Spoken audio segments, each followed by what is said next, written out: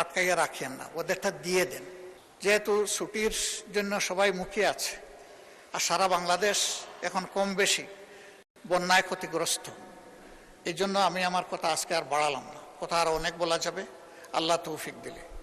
শুধু আমাদের গরিব সহকর্মীদের ব্যাপারে একটা কথা বলতে চাই। আমার এখন লজ্জা হচ্ছে এখানে বলতে হচ্ছে এটা। আমি 2 বার যেখানে বলার সেখানে বলেছি, তার আংশিক বাস্তবায়ন হয়েছে। এখনো কিছু কিছু আমাদের এই সচিবালয়ের অধীনে কিছু লোকের পাওনা এখনো রয়ে গেছে। এই গরিবদেরকে আটকাইয়া রাখিয়েন না, ওদেরটা দিয়ে দেন।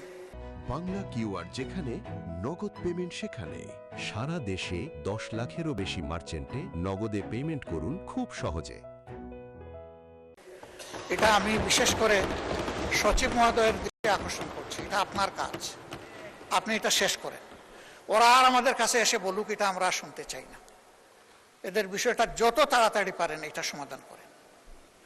শেষ পর্যায়ে এসে আমি এই সংসদ, বিশেষ করে বাজেট অধিবেশন পরিচালনায় সংসদ সচিবালয়ের সম্মানিত আমাদের সহকর্মীবৃন্দ, তারা অক্লান্ত পরিশ্রম করেছে।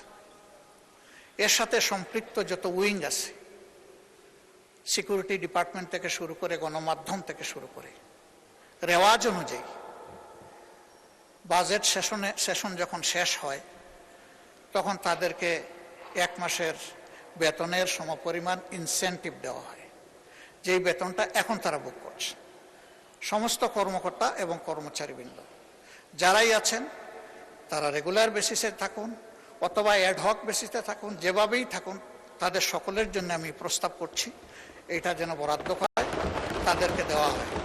আমি মাননীয় প্রধানমন্ত্রী এবং সংসদ নেতাকে আপনার মাধ্যমে অনুরোধ করব, আমার এই প্রস্তাবটা তিনি সমর্থন করে, গ্রহণ করে কার্যকরী ব্যবস্থা গ্রহণ করবেন। ধন্যবাদ মাননীয় স্পিকার। আসসালামু আলাইকুম ওয়া রাহমাতুল্লাহ।